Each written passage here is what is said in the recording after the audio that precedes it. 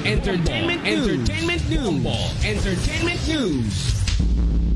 Ito namang Filipino-American actor, ibinahagi ang karanasan sa Los Angeles wildfire at may kwento rin tungkol sa relief operations na nagaganap sa estado. Kaugnay niyan, may detalye dyan ng Star FM Manila. Mga kabobo ka Star Nation, emosyonal at pisikal ang naging epekto ng wildfire sa Los Angeles, California. Yan ay ayon kay Filipino-American actor na si Ron Nery Jr. o mas kilala bilang Ronnie Boy.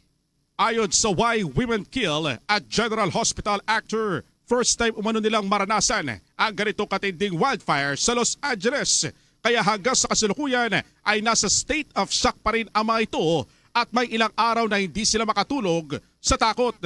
A lot of people didn't really know how to react because we never really went through this before. The emotional toll that it's taken on everyone also affects everyone physically. I wasn't able to sleep for several days because my brain was still on alert, you know, like especially the nights of the fires, I was constantly checking my phone. Do I have to evacuate? Where is it? Where is it? Ibinahagi rin naman ng aktor na maraming donation centers ang nakaset up sa komunidad para sa mga naapektuhan, lalo sa mga nawalan ng tirahan na dulot ng wildfires.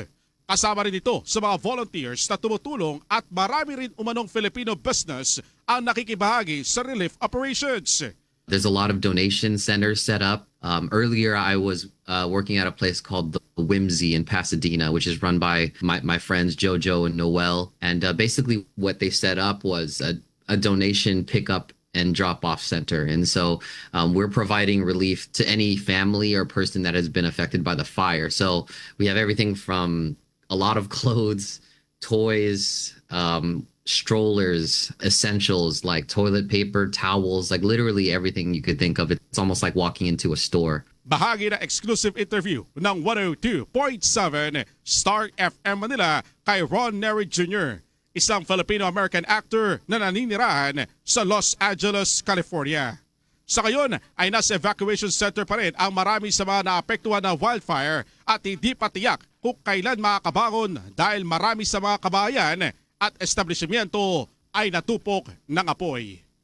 Yan ang balita mula rito sa 102.7 Star FM Manila. Nagulat, Star DJ Antonio Nabada para sa number 1 and most trusted radio network in the country, Bombo Radio Philippines. Basta Radio. Bombo!